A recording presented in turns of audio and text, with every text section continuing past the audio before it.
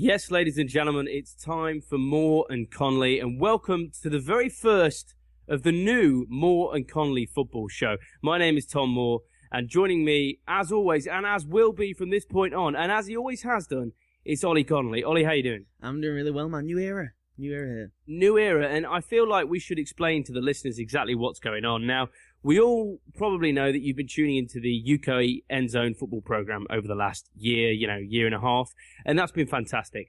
But we've decided to take things in a different direction. We've got a lot of podcasts now coming out of UKEndzone.com, and we decided to break out a few different new products based on some of the feedback we've basically had really from some of the community and some writers and some other stuff that we've actually gone out and sought, haven't we, Ollie? Yeah, we have, and we got new daily pods, we got this new pod, we got the MDDF, and we just thought, let's take it in a different direction. Exactly, and what you'll be getting from us, just to let you know, is that you'll be getting from the Moore and Connolly podcast, the Moore and Connolly football show each week. We're going to focus on football.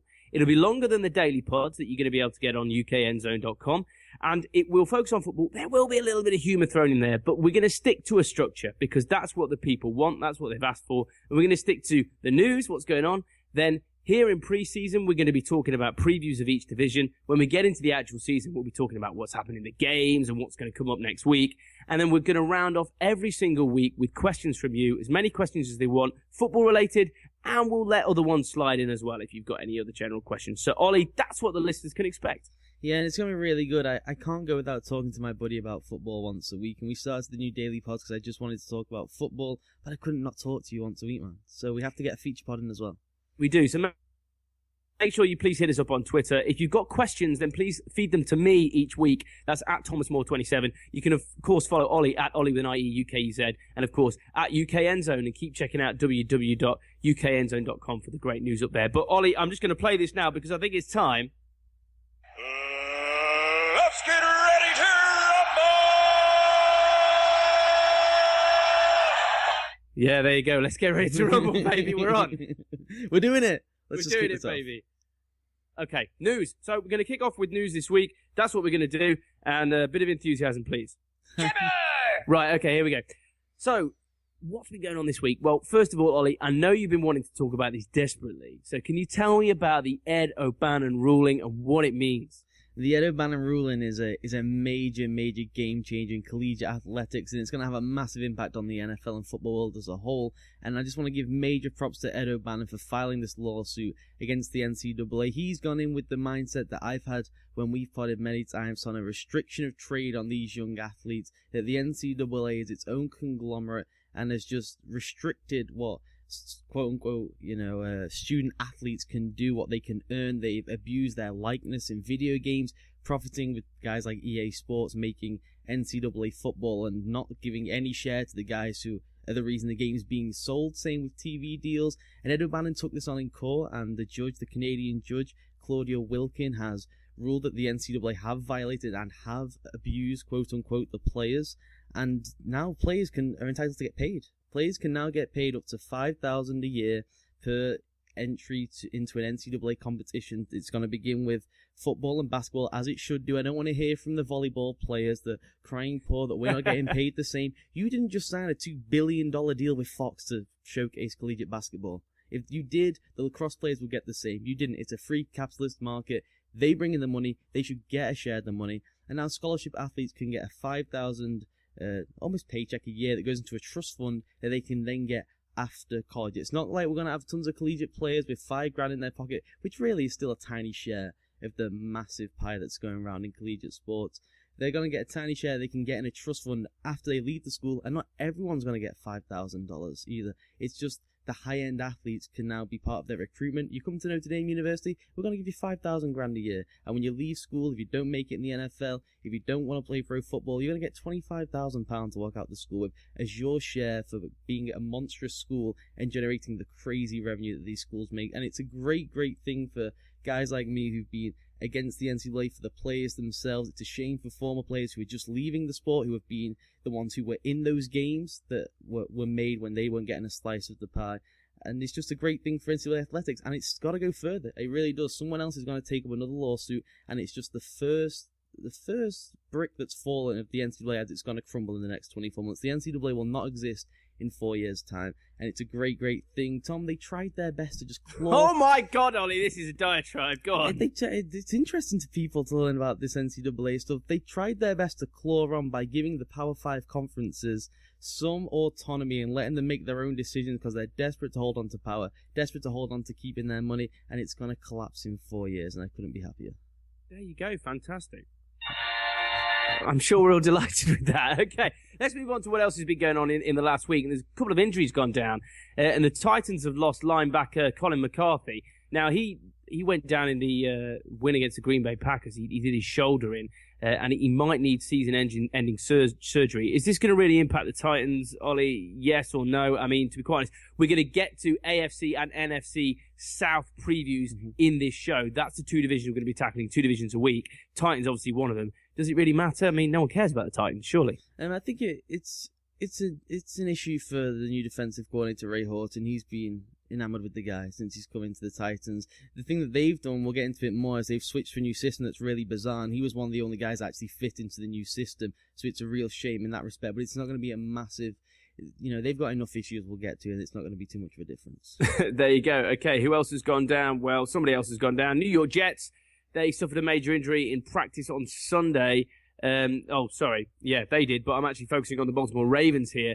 They lost Capron Lewis Moore. Big deal? Not a big deal. I like him as an edge rusher. He would have been a rotation guy. They could have used him. They need all the help they can get as well. So it's an issue, but they'll replace him. Okay. Now, something that actually came out just today, it is Wednesday that we record, the Patriots have moved and traded, barring a physical, for Jarrell Worthy from the Green Bay Packers. People are saying a late-round draft pick, probably 7th round. Now, apparently Jarrell Worthy didn't really fit in Don Capers' system, or he wasn't exactly working very well last year. Of course, he was just a rookie last year. What's this all about? Is this worth it? It seems a strange trade, Ollie. No, you get them every year, though. You really do between two teams. It's like if they make it onto the 53-man roster, we'll give you a 7th-round pick. If they don't, then who loses? You just don't have to cut him and maybe pay a signing bonus and a training camp bonus as we move into the next few weeks. The Patriots have to pick up that bill. Why not do it? It makes sense for both sides. He hasn't worked out in Green Bay, 2.5 sacks in 16 games. It sort of shows you, though, Tom, look at that draft class you had. I'm looking at it here. Nick Perry, Casey Haywood, Mike Daniels are the only guys left on the roster from that draft class. So not great from the Packers' point of view to lose maybe some face. He will more than likely make the Patriots roster because they only have Will Falk and Kelly and the young guy out of my University of Florida, Dominique Easley, but he ruptured both ACLs in the past couple of years. So it's going to be a stretch for him to actually have some effective game time this year. So I think he'll make the roster and we'll give you a 7th-round pick and everyone wins, and that's what trade's about. My University of Florida. That's all I've got to say about that. Right, let's go over to, well, where it's all happening this offseason, where everybody wants to be, it seems. Cleveland Browns, over in Cleveland. Now, Mike Pettine, have I pronounced that right? Pettine, yes. I always get that one wrong. He can't decide over Manziel and Hoyer. Obviously, this is what everybody's been talking about non-stop for the whole of preseason. And he says in Monday night's preseason game against the Washington Redskins, the nod's going to go to, well, he doesn't know, and both quarterbacks will get first-team reps. Yeah, how do you feel about that? So they should. It's preseason. It's a quarterback battle. Let's go mono a mono, and let's see who comes out on top, eh? The funny thing about the Manziel thing is he isn't ready to start now. He shouldn't really start. Hoyer clearly should start the first game. You've got all the outside pressure coming in to start Manziel. I think this call will come at the ownership level. And I think it'll come to start Brian Hoyer because those first 3 games, I've not got the schedule in front of me, but I believe it's the Steelers, Ravens, and another teams in there as well. I think it's the Saints, and they are 3, if not elite defenses, elite defensive coordinators, and big-bodied players. You've got Suggs, you've got Dick LeBeau in the first week, and then the Saints had a top 5 defense last year and upgraded this year. So I would not put Johnny Manziel in that situation. Then you get a bye week. You put Johnny in that week, you just save some wear and tear on his body. I think that's the call I'll make. Interesting. It's Manziel, why wouldn't you just put him in from the start, though? Because if he's doing well, I mean, if you look at how he did in the first preseason game, he looked a hell of a lot better than Hoyer did. Because, I mean, they have to make an organizational decision whether they think they can realistically make the playoffs or not this year. If they don't, surely the answer to that question is no, we can't. So if you can't, why would you start the clock ticking on the wear and tear of an NFL body? Even an NFL body who's going to run around run around a ton, and you put him out there against Dick LeBeau in the first week, that's an unfair matchup. He will get poleaxed, he'll get killed, and no one loves Johnny more than me. Yeah, that's an unfair matchup. I'd start here. It's just Hoyer's just going to become some kind of sacrificial lamb. Yeah, it happens all the time. Oh dear, it's a shame, really, isn't it? Okay, apparently, next news story: Matt Castle is opening up a gap over Teddy Bridgewater in another camp battle at quarterback. Teddy Bridgewater in first team practice, apparently he threw 3 picks the other night. It's all I hear. It's just news, and these things pop up, and it's just kind of like, is Teddy Bridgewater progressing as quickly as we think he is? Probably not. Well, mentally he's got everything. It's physically where we've discussed before that he needs to improve and grow, and he's packed on a load of mass. And you have to learn as a player. It's really difficult if you've played football all your life, growing at a regular weight. And Bridgewater, by the looks of it, has never seen a weight room. Louisville must not have one. And when you put on mass, maybe your body doesn't move as freely and doesn't move the way it would regularly move. It's going to take time for him to learn to play at that level within his own body, because he's got to pack on, 20, 35 pounds. He's got to put on a ton of mass before he should even be allowed out there in the NFL. He shouldn't start. Manziel shouldn't start. The only one who's ready to start is Bortles, because he's built like a brick house. That guy is freaking massive, and we'll talk about Bortles later when we get onto the NFC Jaguars. The NFC Jaguars, the Jacksonville Jaguars. Oh, dear. Anyway, okay. Did you check out probably the highlight of the week for me, which was Peyton and Eli's new video? Stop it, please. Why is the NFL media so obsessed with Peyton being this hilarious guy? I tweet about this all the time. It does my head in. He isn't funny. He just isn't funny. If you think he's funny, it's well, we just lost one of the greatest comedians stand-up of all time. People love Robin Williams' films, Tom. We got to tip the cap to Robin Williams. We do. He was one of the greatest. If you go back on YouTube and watch his early stand-up, it's some of the greatest stand-up you've ever seen in your life. And people find Peyton Manning funny in a scripted advert, and he's a sports thing with Ron Burgundy. Oh, it's hilarious. It gets like 10 billion YouTube hits. It's not funny. He's not funny. Yeah, but it's enjoyable, though. Oh, yeah. It's funny within the realm of how serious footballers are, but he's not funny. I think Eli is funnier, but I don't think he's trying to be funny. Exactly. That's what's so great. I hate effort comedy. Like, if you watch The League, the fantasy football show, they have that character, the guy who's always getting high and stuff, and that's effort. Like, the writers have sat down and thought, this will be hilarious. That's not funny. When people are naturally funny, like Eli, because it's such a contrast in his personality to what he's doing, that's funny. That's true. Okay, what about the Miami Dolphins? Apparently, oh dear, they've signed Brady Quinn. Oh, get scared of Ryan Tannehill. Because Brady Quinn's coming for you. I like Brady Quinn. I think he's a great locker room guy to have. I really do. He's a gym rat, which is going to shame the other quarterbacks. It's going to shame players within the organization, rookies who aren't doping like Deion Jordan, to think that's a quarterback built like that. It's going to shame people into working out. That's the only positive I can see.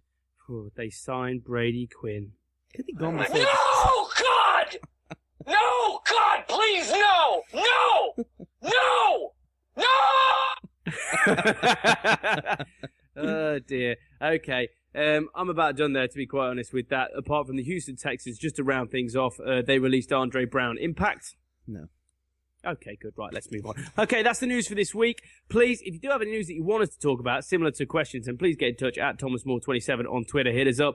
And of course, we may occasionally go old school and slip an old funny news story in every now and then. We could try and do it, but I'm not sure. Anyway, on to previews, and this is what I'm talking about right now. EA Sports. It's in the game. On to the AFC South and the NFC South. That's where we're traveling right now. We're going to look at each team. We're going to come out with a prediction from each of us in the end of how we think they're going to do this season.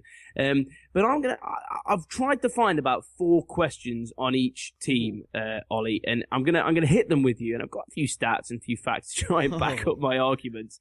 How does that sound? Yeah, it sounds good to me. I feel like I'm going to be like... I feel like you've backdoored me here, because now you're going to come up with stats. I'm going to have no answers to the stats. Well, it's okay. The stats might actually not prove what I'm trying to achieve. Okay, then. And I tell you what, football's coming, and that means...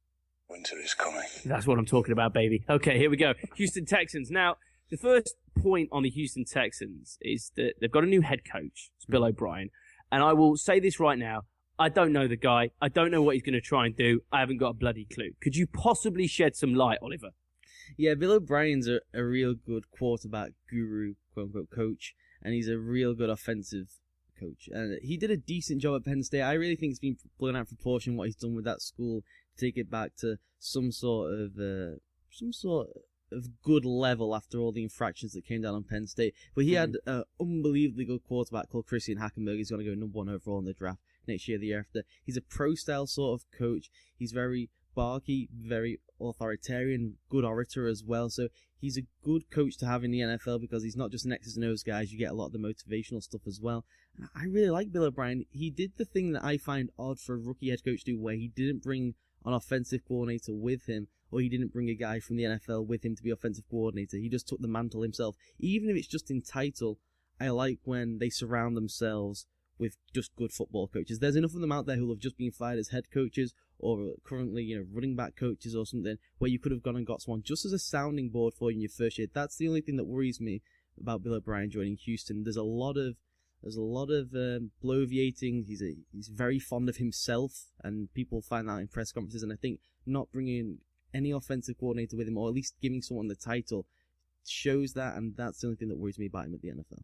Okay, I'm going to get more specific. You say he's a quarterback coach with some quarterback stuff in a minute, but first of all, Jadeveon Clowney, this is a quick touch on this. How do you think he's going to do this year? What do you think we're going to see from him? Stunning. One of the greatest rookie seasons in history, both offense and defensively. He's playing across from the best player in all of pro football, the best football player on the planet, a guy who has speaking to people yesterday, they've really become, good friends. It's almost forced, but JJ's tried to take him under his wing, and Jadeveon as the number 1 overall pick, and being the way people have spoken about him before, you maybe wouldn't anticipate that he would respond well to that. He's his own man. He wants to be the big I am, but he's really responded well to it. They become sort of friends and pally. They're going to run a 4-3 under Romeo Crennel. I don't think Bill O'Brien and Clowney are really going to speak much, in all honesty. I think Crennel's going to run the show, and then JJ Watt's the de facto defensive coordinator as well, so I think he's going to be sensational, Tom.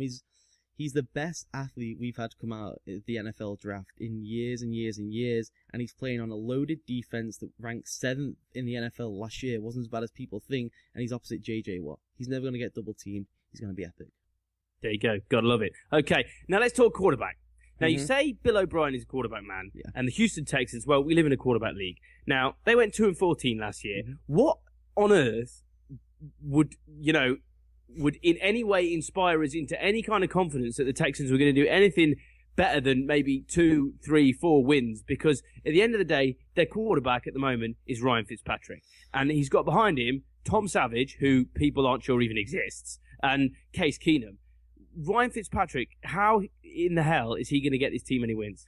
He's not. That young guy you just mentioned there that many people don't know, Tom Savage, will become that starting quarterback, and he's going to be sensational for Bill O'Brien. Bill O'Brien couldn't draw up a better quarterback for himself than Tom Savage. Monstrous arm, not great in the pocket and not great with his eyes yet, but that's what Bill O'Brien loves doing day to day. Working with Ryan Mallett, who had a monstrous arm, and trying to be the guy who cultivates a quarterback into just an athlete with a big arm. And that's what Bill O'Brien loves doing. He's going to be working every day with Tom Savage to try and get that ready for like week 4, week 5. And I think once he gets into that offense, an offense, by the way, that ranked 11th last year. Think about how bad that team was. The 11th best offense and the 7th best defense. How on earth did they end up with the number 1 overall pick? It shows you how they quit on the team. I think Savage is going to be really good from day one because they'll simplify things. They've got a ton of weapons. They're going to go more to a man-to-man blocking scheme. They've got Arian Foster. I think they're going to win games. I really do. I think they're going to win behind Tom Savage. Yeah, they ain't going to win them behind Ryan Fitzpatrick. He's got a sub 60% completion rate. His TD interception over his career is 106 to 93, and he's sub 80 in quarterback rating as well. The concussion stats on there, I believe it's like 7 or 8 now. He shouldn't be playing football. I'm actually stunned Goodell allows him to play. Another thing I love that the Texans did to really improve the team, particularly offensively, they crushed the draft. I was re-looking at it today, and they drafted a ton of guys who were going to be starters immediately. You're looking at Fiedorowicz, who's the tight end out of Iowa, and you got Xavier Suafila. It's going to be a name you're going to love, Tom, out of UCLA, the guard. They're all going to start straight away, and Tom Savage is going to probably start straight away. I think he beats out Ryan Fitzpatrick in camp because we all know about Ryan. You just said the numbers there. This team is going to be young, athletic, loaded. I think they're going to surprise some people. Okay, sounds good to me. Let's look at the other side of the ball then when it comes to the Texans. Defensive. I look at their DBs, and apart from Jonathan Joseph, I don't actually see anything, mate. No, there's nothing there. That's why it's exactly. right to the bones. I like that they brought in Chris Clemens, the safety. I think he can be a decent player for them. They are basically relying on attacking the football up front with a good set of linebackers and a phenomenal front 4. They're going to run that 4-3 to have a really nice front 7 and take that Detroit Lions approach, take a 49ers approach of just loading up on the front, and if the guy cannot step back or step up into his throw, then really the player, the cornerback, should, doesn't have to be at that top level. I mean, to worry, obviously, is you want to have best players at all positions, but they're so loaded at the front, I think they'll be able to slightly compensate for it. But yeah, there's very little talent there. Yeah, I remain concerned about the Houston Texans defensively. Now, we'll get on to what record we think they're going to come out with when we finish with all the teams in the AFC South. Let's move on to, undoubtedly, the favourites for the NFC South, the Indianapolis Colts. And I'm going to start off with quite a general question, Ollie. Is this team massively overhyped? Because I've seen them on power rankings. Now, no, we shouldn't take into account power rankings, and they're all slightly... But the point is, they still exist, and people are still ranking them up there in the top 3 or top 2, and I just find it's ridiculous. Before you get on to talk about any specifics, are the Indianapolis Colts overhyped? I think they are. I think I've been guilty of it as well. It's the Andrew Luck factor. We all love Andrew Luck, and therefore it heightens them up and pushes them up. And the thing with the power rankings as well is guys who are writing them are looking at where do they land in the AFC, and you can't be comfortable with anyone outside of New England and Denver. You wouldn't pick anyone against Indianapolis if it just came down to a one-game playoff game. And I think because of Andrew Luck, because of that factor, that's probably why they're being so highly ranked by people. But you look at the stats, we'll get to it all in a minute. Yeah, they're crazy, overhyped if people have them in the top 10. Yeah, I mean, and this is my next question was going to go to, look, how much pressure is on Andrew Luck? I mean, he's got to carry this team. But you look at his stats last year, he was throwing over 70% completion rating. He threw, 3,500 yards, 37 touchdowns, only 10 interceptions. This kid is the kid. But he's got too much on his shoulders, if you ask me, mate. He does, but I think he's used to it. He's had it from high school. He had it throughout his days at Stanford. This is a guy who could have gone number 1 overall the day he came out of high school, turned down, the NFL when he first had the opportunity to try and win something, shouldering a whole program, a big program with the likes of Jim Harbaugh at Stanford. I think he's just used to it. He knew for 2 years he was the number 1 overall pick. We all knew it. He had teams literally tanking to try and get him. He was being compared to Peyton Manning. I think he just lives with pressure. And the great thing about him, which I wrote about a while ago and got some stick for as well when I wrote about RG3, is all he cares about is football. He does zero national TV commercials. He does some local ones. That's about it. All he cares about is football. And and he's already got the skill level to succeed at this level. Does he have the talent around him? No, he's got the worst offensive line in the league. He's been hit more than anyone in the NFL in the past 2 seasons. But he's got the body type of Ben Roethlisberger. He's athletic as heck. He's got the arm. He's got the vision. He's a playmaker. I mean, he can carry this team. He did it what he did in the Kansas City game last year is what he can do every week if you need him to. That's how good he is. The only issue he has, and it's a worrying trait, is getting himself in the hole. He has to be better on first and second down. He is like a Favre. He will get you out the hole, but it's more often than not he who, trying to be a gunslinger, will get you in the hole as well. John Elway, in a way, as well. He was kind of like that. Okay, I've got a really interesting question for you. Yeah. How good can Andrew Luck be? And I'm just saying, let's think of the pantheon of quarterbacks that are out there at the moment. So you've got your Bradys, you got your Mannings, you got your Rodgers, Brees. Let's take those 4. How good can he be? He could be the greatest ever. He really that could is be. Bold. It's difficult because to be the best ever, you have to eclipse Joe Montana, and no one's going to do it in this day and age. They really aren't. You can't compile a team, construct a team in the way you could do in the past. That's no disrespect to Montana because he was just sensational. He's the best of all time. So he's got the skill set to do it. I don't know if Wait. By that, though, you're assuming that Joe Montana, it was a different age. That's why he was able to win. What was it, 5? Yeah. 5 Super Bowls. Well, surely then you take that into account when you're weighing up who's the best quarterback of all time. You say, well, you can't build that now. So what is 5 Super Bowls is worth now in an equivalency 3 or 2? Yes. For me, I think he's got the chance to be the greatest of all time. And if he got 3 Super Bowls, he would be right there for me as, judging on how he did it with MVP seasons, how he played and all that. It could be the best of all time. I'm saying the general consensus, I highly doubt that sports writers are going to go out and say he's the best of all time if he's got 3, because the rebuttal will just be, he's not Joe, he's not Brady. That'd be the quick rebuttal. To me, he could be the best of all time because he's going to carry a franchise on his own, came straight out of college carrying the franchise, gets him to the playoffs, came over all the stuff that he had no head coach, let's not forget, 2 years ago and carried his team to the playoffs. He could be the greatest of all time. That's how talented he is. I'm not saying he's going to be the best of all time because people are going to give abuse for that, but he has the talent, the skill set, and the wherewithal to be the best of all time. Okay, theoretical question. If Aaron Rodgers won 3 Super Bowls, would he be the best of all time? No, he's playing the same era as Tom Brady. So he'd have to win 4. So there's even a different era now that Rodgers and Brady have been playing in than that Luck has been playing in. Yeah. Okay. So I just thought I'd clear that one up.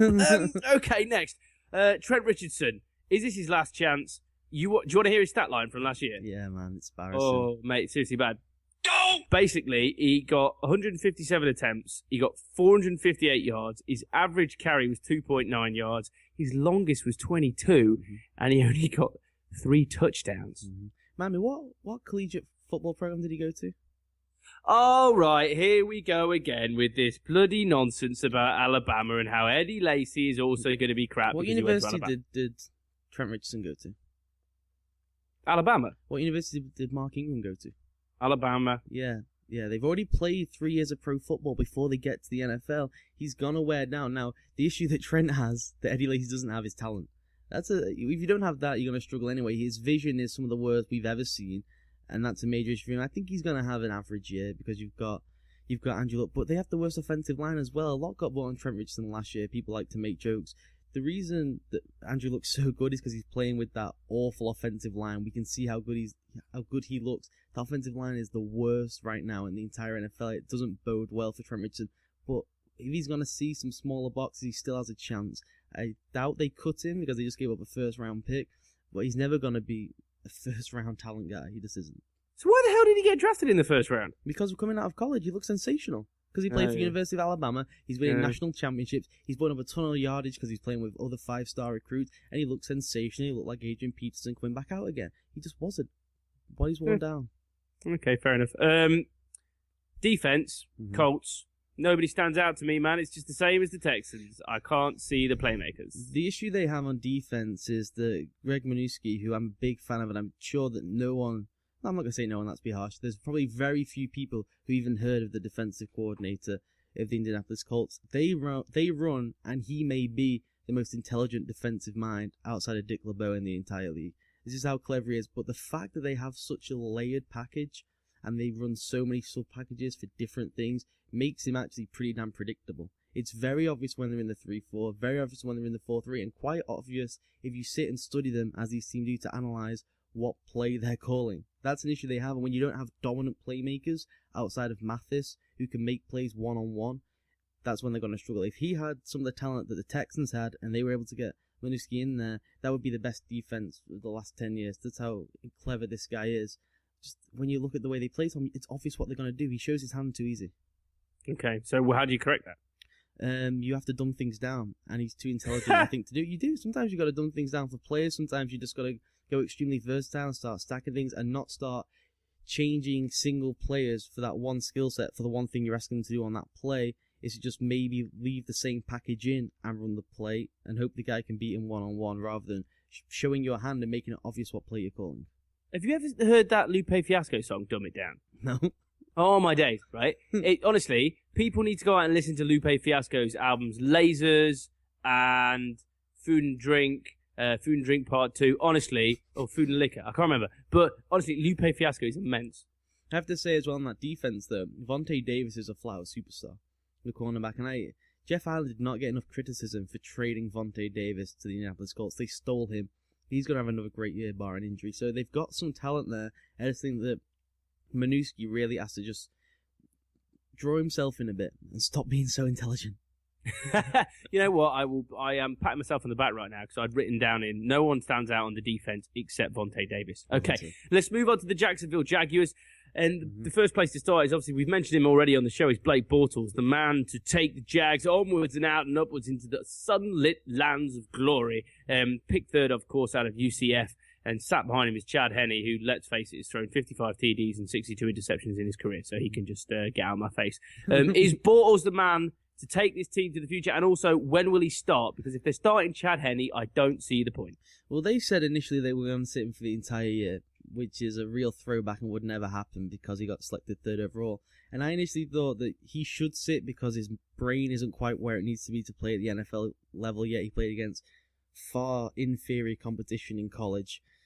But when I look at him compared to Bridgewater and Johnny, he's just ready to play physically. He looks like Ben Roethlisberger. So I probably would just throw him out there. I would get the growing pains out the way and I would just hand the ball off to Toby Gerhart. They're going to go to a power run system. They've actually shown some spread elements. They've been running the read option a little bit in preseason, which I like to see. trying to use advantage of Bortles' athleticism, I think I'd just chuck him in. They were 32nd in offense last year. They can't get any worse. I think it would just give something a little 33rd? Yeah, they'd just give him something a little different. Very little tape to begin with. Maybe you can then get on a roll and just hand the ball off to Toby Gerhardt, who's going to be a superstar. Yeah, and I tell you what, if I was, just a pure football perspective, just thinking of what somebody should look like, play Bortles. Mm-hmm. Oh my. Yeah, you know what I'm saying? He is a sexy man. Okay, I'll skip over to this one then. Toby Gerhardt, you're just talking about it. I'm saying, is there enough talent at the skill positions? You say Toby Gerhardt's going to be a stud. He's third year into he was drafted in 2010, so this will be his fourth year basically. Mm-hmm. Well, yeah, I haven't seen much from him so far. When he came out of Stanford, I thought he was going to be great. Then he got drafted and was playing for the Minnesota Vikings. He's behind one of the greatest of all time. Difficult to get carries when that happens. When you watch him play, he's a high collision player, which worries me for the future to maybe even get 1 or 2 years out of him with the way he plays. But if he can keep himself healthy, he has everything, including vision, to make himself one of the best running backs in the game. It's not difficult to have 2 stunning years as a running back. And you see what Doug Martin did a couple of years ago, then he tore his ACL. Yeah. If you just get behind a good offensive line, they've got a decent offensive line. I hope Luke Jokel comes on a bit this year. And you have a quarterback who can at least intimidate the offense either with his legs like a Bortles can or with his arm if you have a great quarterback.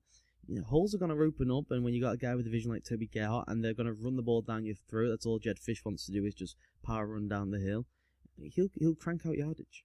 It's when you said Toby Gerhardt as well, and you said he was behind one of the greatest of all time. I was thinking Matt Castle.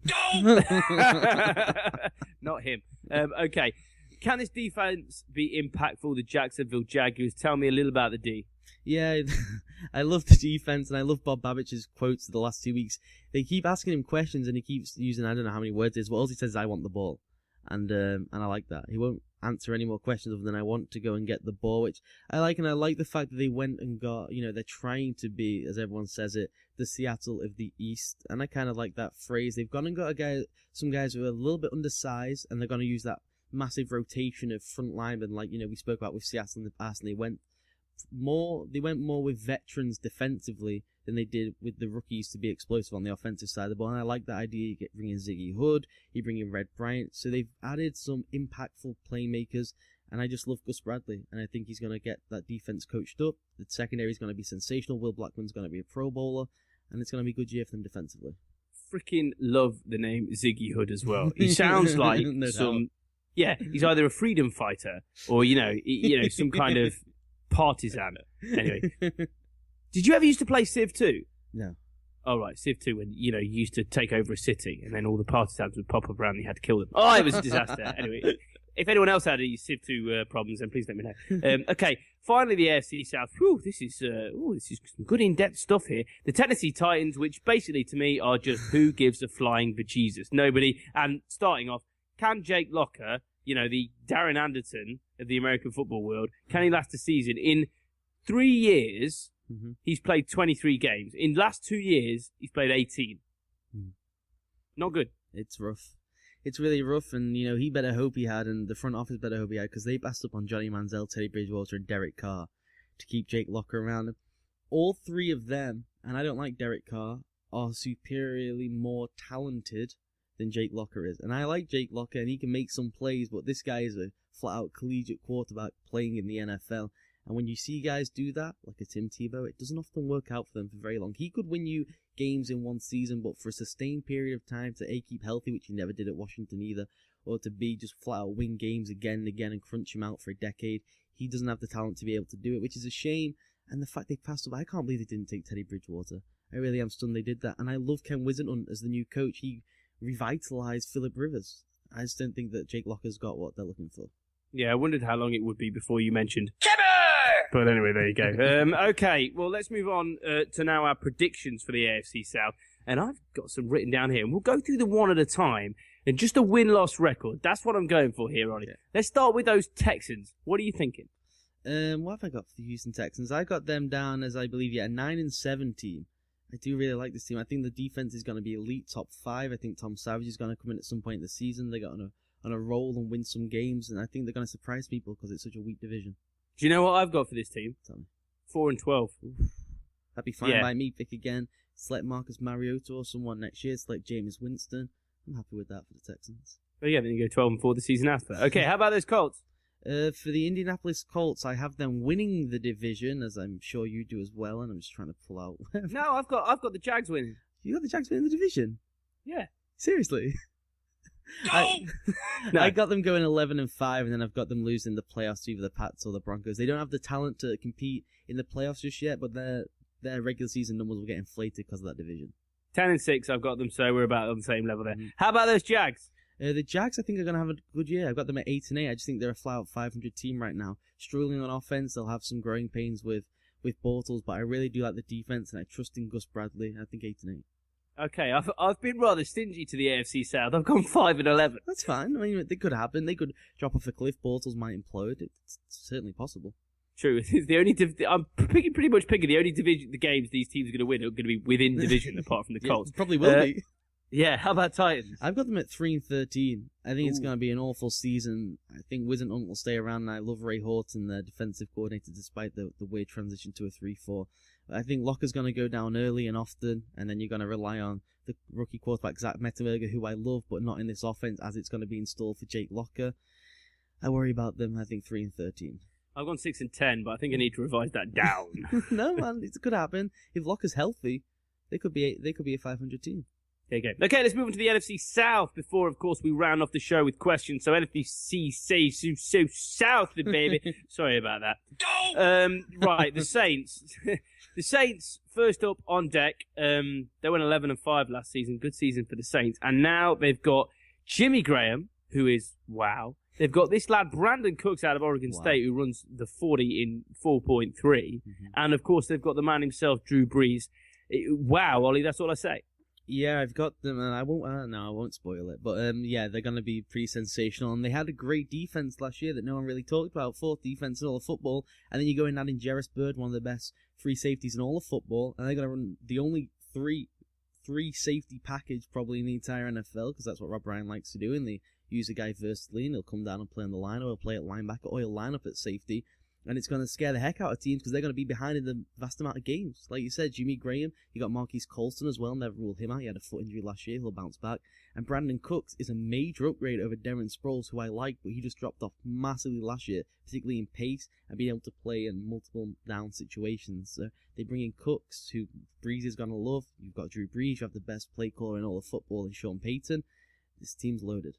Yeah, it's interesting as well. And Brandon Cooks, the way I look at it would be, it's better to have a wide receiver of that makeup, because you take like Randall Cobb, for example. It's just an example. You flicking the ball in the backfield, stuff like that, rather than having a running back who is quick and shifty, because I feel like the wide receiver actually who's probably got better hands is going to be more useful when it comes to drawing up your playbook. And also in this day and age with the things like the slot screen and the mid screens, you know, those little where the quarterback just takes the ball from the center and will just throw the ball as a screen. It's basically like being a running back, but you're already on the perimeter of how we'd have done it in the good old days with these sort of scat backs, as we called them. Someone like a Sproles, you hand the ball off, you hope he gets to the edge and can go around the edge. Now we just get the ball to him on the edge instantly, because you got guys with high completion percentage, clever play callers. He's going to be such a deadly weapon. Probably the best bet right now for Offensive Rookie of the Year. Okay, interesting. Now, we've already heard your Alabama bashing. You know nothing. Just So, who the featured running back going to be? Is it going to be Mark Ingram, who is averaging 4.1 yards a carry? Research. Or is it going to be somebody else? I mean, I'd like to think that they would give him a go, but I highly doubt they will do, because you've got the fact that he's just been beaten up time and time again. He, again, isn't lacking of talent. This is a guy who won the Heisman Trophy. I just don't think he's ever going to fit in that system. It's so spread and so pass-happy. He played in a system where they would have 7-8 guys on the line, and he would barrel through, and he was great in small creases. Then he would try and explode away. It's just a complete different system and doesn't make sense to him. I assume they'll go with Curry Robinson, the guy who, you know, Bill Parcells famously called Sean Payton and said, start that guy, I've seen something special in him. And for some reason he said, yeah, let's start the guy, and he exploded in the playoffs. So I assume Curry Robinson is the clubhouse leader, and Ingram's got a ways to go to try and best him. But it'll always be a rotation system in New Orleans. Do you ever, one-word answer, do you ever feel sorry for these Alabama running backs? No, they played at the best football program and won national titles.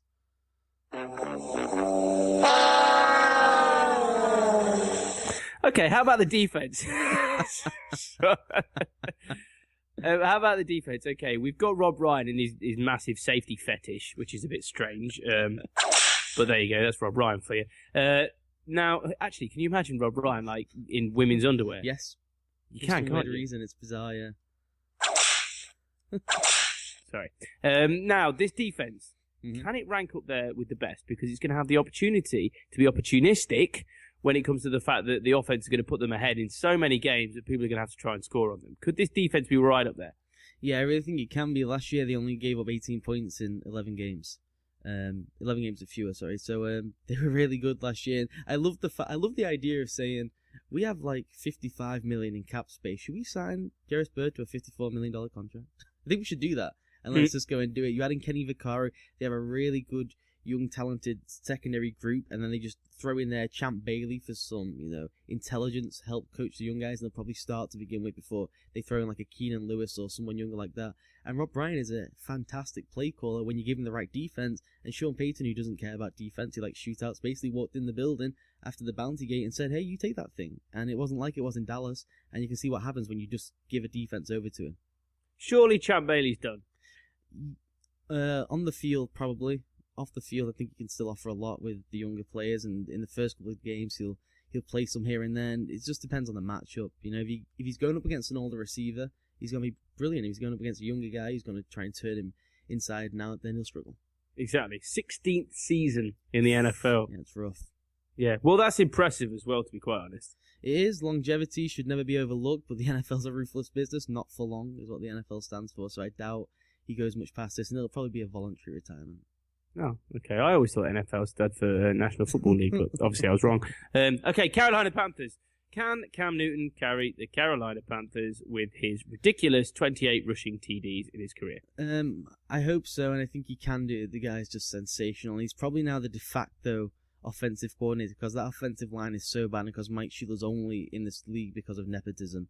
Cam Newton will call plays, then we'll have to call new plays as he's rushing around trying to make things happen. He's going to have no time, but he's such a great athlete. I still think they'll be able to create some sort of yardage. And it's not like, people keep talking about, have you seen these columns and Neil Dutton raving and crying because Cottree's there and Avant's there and they lost Steve Smith? They were 26th in offense last year. They were worse than the Jets. It's not like they lost tons.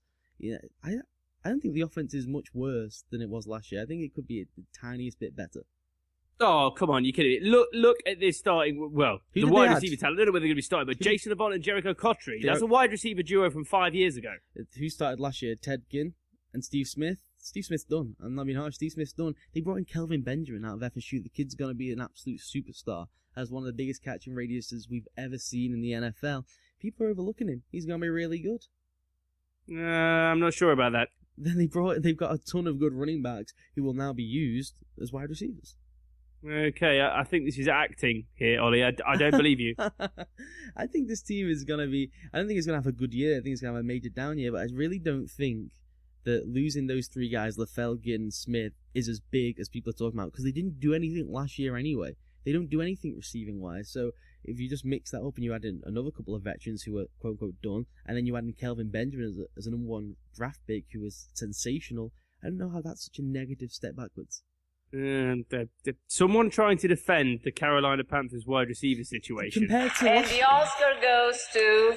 Yeah, it goes to Ollie Connolly. Compared to last year, it's not like it's good. It's going to be as bad as it's going to be as bad as anything in the league if you just put it up on paper, but it didn't do anything last year anyway. Yeah, game is played on grass though, man. Exactly. So or turf, occasionally. Kelvin Benjamin's going to be sensational. Okay, well, watch out for Kelvin Benjamin then. I'll put him on my fantasy team. Don't worry, it's fine. Jonathan Stewart and D'Angelo Williams. Still? Yeah. Seriously? Yeah, and they had a couple of good running backs. They just lost one for the year. A rookie that they drafted, his name escapes me right now, which is a real shame. So the running back situation is bad, but Cam Newton's the number one running back. Mm.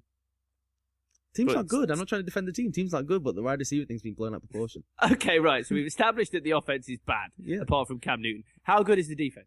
The second best in the league, I think. The best line in the league, best linebacker in the league.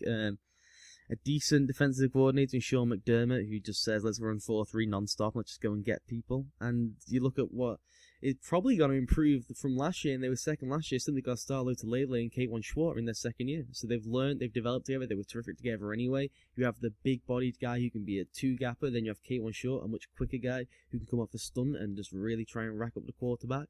I think it's going to be sensational to watch him play. Okay, right. Let's move on to the 4-12 teams rounding off the NFC South from last season.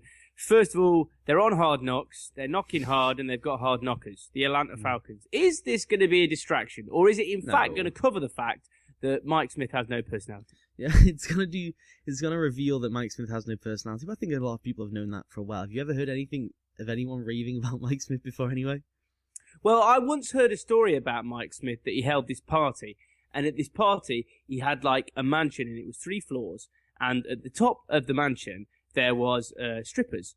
And all the way down the house, there were strippers as well. And at one point then, an alien came in and started a kind of fight. And then they had an ice fountain and a crystal maze.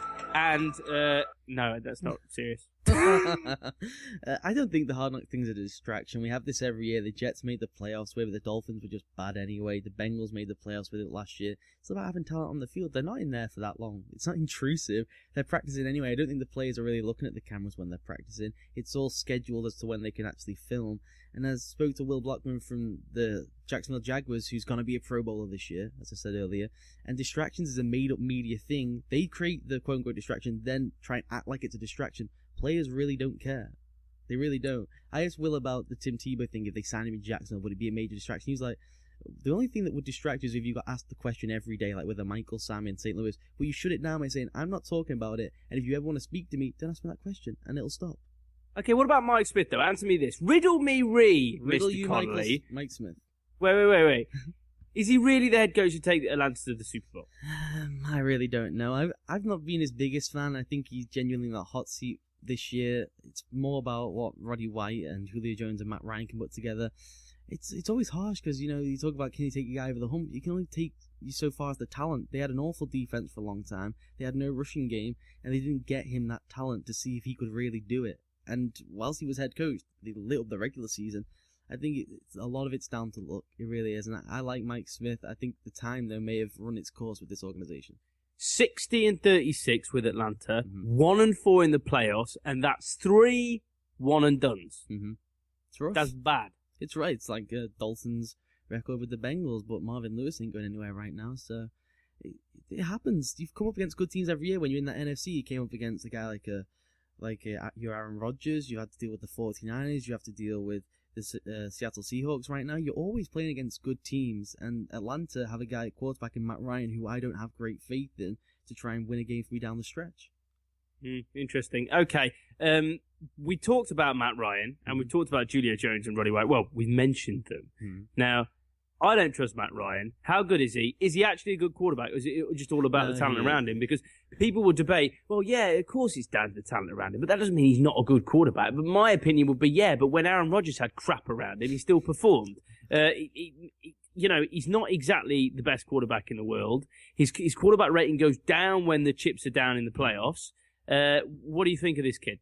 Yeah, I said a while ago I thought he's the most overrated quarterback in the NFL, and I've watched him more. I went back and watched this season a lot of Falcons games in the last week or so, and I'm really harsh on him. He is really, really good. He really is, and he makes players around him better. He isn't just loaded with talent. He's had a really bad offensive line for some time now, and he does make players around him better. He was brilliant last year in an awful Atlanta team, so he's a good player. He's in that third tier probably right now, which is good enough to win you a Super Bowl, and he's a good enough player on his own. I think when they get to the playoffs, they need to really put the shackles on him and have a good run game and try and make him more efficient than he is right now. The QBR is going to drop because he's facing great world-class talent as well in the playoffs.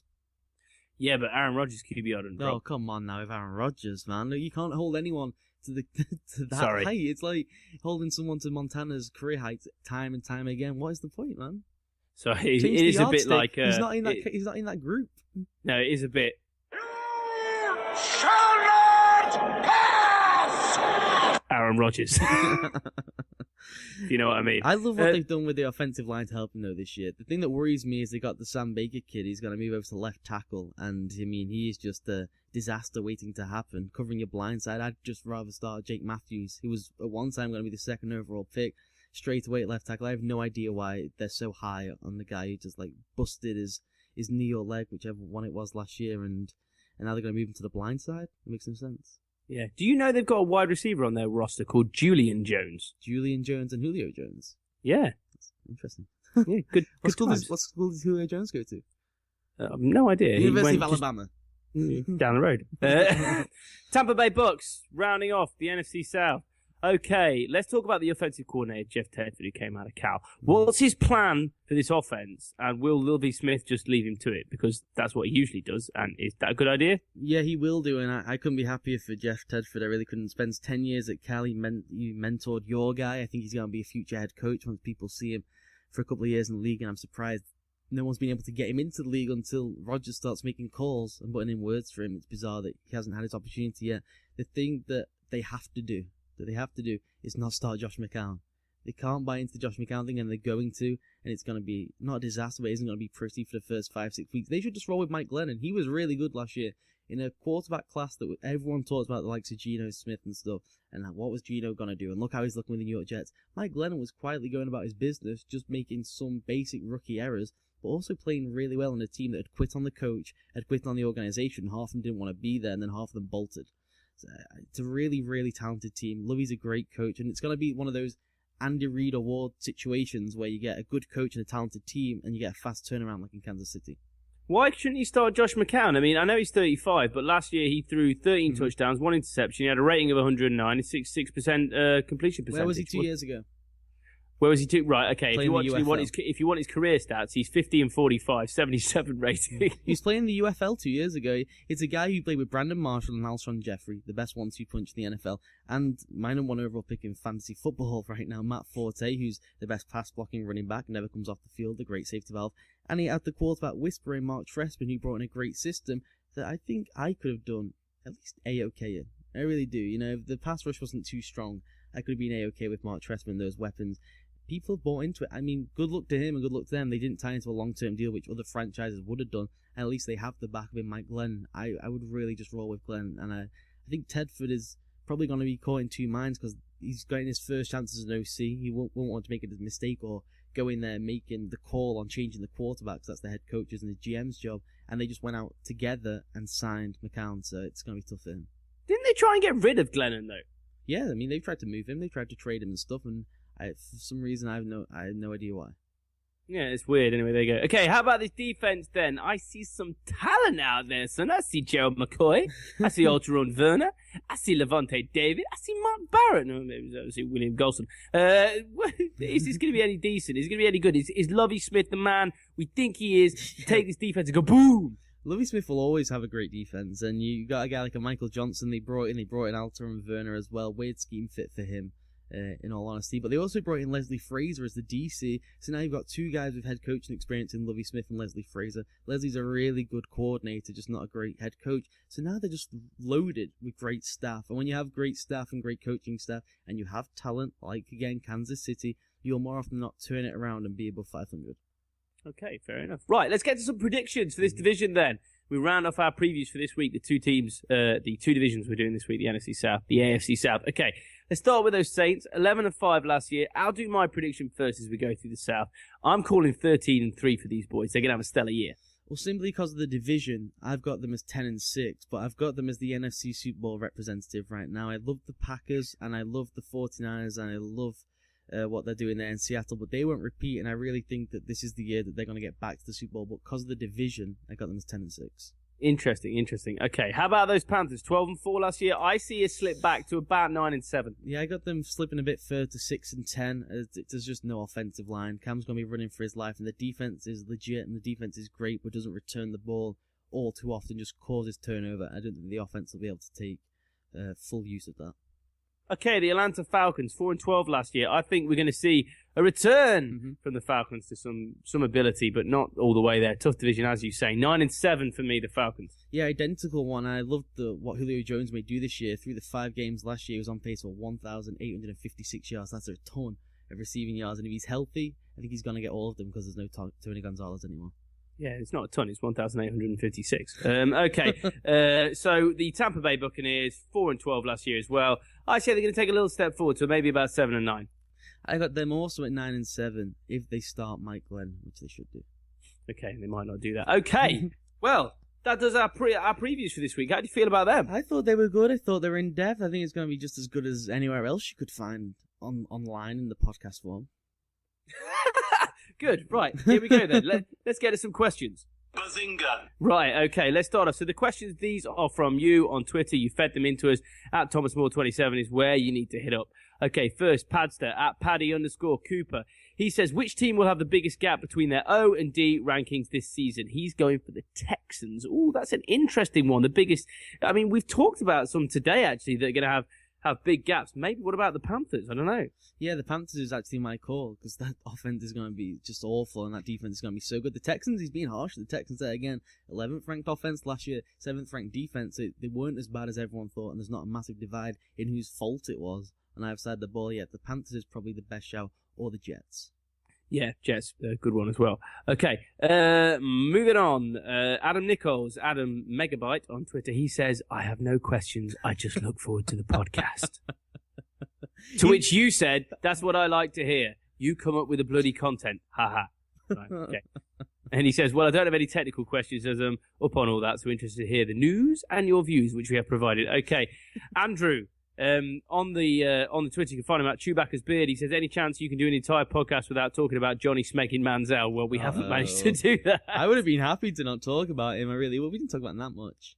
Okay. Neil Dutton, of course, a previous hero of the podcast who we will have on again at some point, but he's not on in the current format as we're taking it forward with the Moore and Connolly football show. He doesn't see his family. That's the issue. He doesn't see his family anymore. No, exactly. He's got to see his family. Okay, you can follow him at ndutton13 on Twitter. Will a coach be fired during the season, and who will it be? The two ones I could see would be Mike Smith if they just come out the gate awful, and they'd say it's time for a change. And the other one's got to be Jason Garrett, and I know he's probably never going to get fired. I think he was the guy holding those pictures of Jerry Jones before they came out, so maybe he can be fired now, because he's definitely got something on Jerry, why they're so close. But if they come out with a bad start, Romo hurts his back, Whedon's in there, and they go like 1-6, they might can him before Christmas. Exactly, I could see that going as well. And that's all the questions for this week, Ollie. Good questions, I like that. Yeah, good questions. Okay, so please, for next week, of course, as we continue with the Moore and Connolly football show, we hope you tune in again. We really appreciate that you tuned in this week. We'd love to hear your questions, your thoughts. We'll retweet them and we'll answer them on the show. Of course, hit me up at ThomasMoore27. You can also find Ollie at Ollie with an IE UKEZ. And of course, please keep checking out UKEndzone.com. Fantastic site. We've got loads of great pieces up there at the moment, loads of great articles. Of course, you can find the daily podcast on there as well. You can find Mains and Duts discuss football. You can find all the glorious stuff, Ollie. Yeah, don't listen to Mains and Duts discuss football. Listen to the Football Daily Show. Yeah, okay, don't listen to Mains and Duts. There's only so much time in their podcasting lives, and I want them to listen to us, and I want them to dedicate 20 minutes to half an hour every day to listen to the Daily Pod. Okay, well, if I'm being completely selfish, don't listen to anything, just listen to this. That's all I'm going to say. Ladies and gentlemen, it's been a pleasure. We hope you have a fantastic weekend. We hope you've enjoyed the first Moore and Connolly football show. We'll be with you again every week for the season, and we're bringing you football news, opinions, thoughts, and everything else you could desire. And if you want us to pick up on anything in particular, then please let us know. But, Ollie, would you like to say goodbye to the listeners? Yeah, man, I've really enjoyed the first one. I hope they have too. Make sure you tweet us at UKEndzone. Give us some feedback if you enjoyed it. And we can tinker some things around because it's a new format. So we can tinker some things around before we get to the regular season. I've enjoyed it, mate. I'll speak to you next week. Exactly. We can always manipulate. Okay, ladies and gentlemen, have yourself a fantastic weekend. EA Sports. It's in the game. I don't know why I'm doing an advert for EA at the end of the show.